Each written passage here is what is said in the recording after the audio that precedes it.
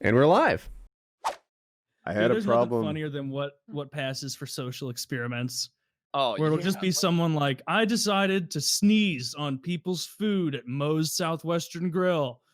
Watch what happens. And it's like, where's the methodology? Where's the controls?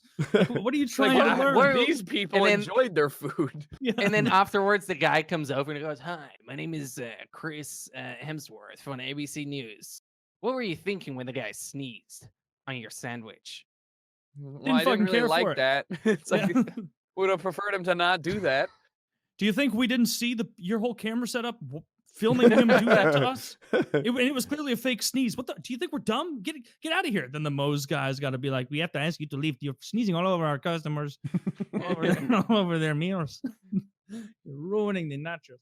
I had pho for lunch today, right? Do you guys know what this is? Pho. Okay, yes. So for the audience who doesn't, think of it as a giant, super big bowl of like ramen noodles almost. Mine had rare beef in it, but what's key for this story is the noodles are like a foot long. Also, I think you're supposed to eat the noodles with chopsticks, but yes, it's a soup. So okay, I don't. So they give you a little. If you're going to a traditional or like a good pho place, they'll give you one of those like little. It's almost like a ladle. And what you're supposed to do is scoop up the broth, use the chopsticks, put the noodles in the broth, and then. Okay, all right. So I'm half retarded, right? I am just trying to eat this soup with the ladle thing, and the noodles are. Also, they give you the pho, which is like noodles that aren't like, you have to put them in the soup. They're still undone.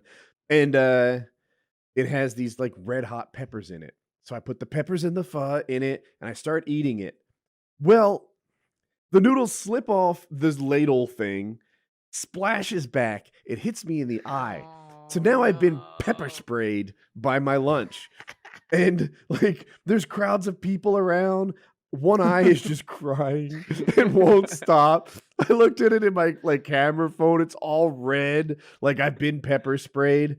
And like now I'm all messed up. I'm having my bubble tea, which is a little fatty, so good.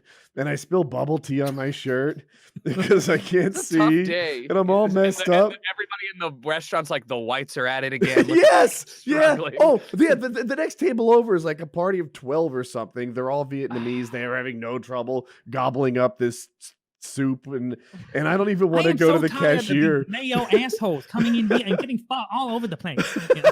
Oh, I used so many napkins during the there were like 26 napkins all piled up in this mound on my table as I'm wiping away my tears and the bubble tea I spilled on my shirt. I want to make fun of you, but I went to, when I was in Florida with my girlfriend, my dad was like, when we were back here in St. Louis, he's like, "Oh, you got to go to this ramen place, like whatever. I don't remember what it was called." And I was like, "Okay." He's like, legit ramen, and I'd never eaten that before. Like ramen to me was just it Top like Ramen? The cup noodles. You're thinking top, yeah. And I was thinking like cup noodles. And I'm like, okay. And I looked up pictures online, and I'm like, oh fuck yeah, this looks like legit meat and stuff. So I went. I got a crispy duck ramen, delicious. Had so that good. Like half egg in there. I didn't know what I was supposed to do with that.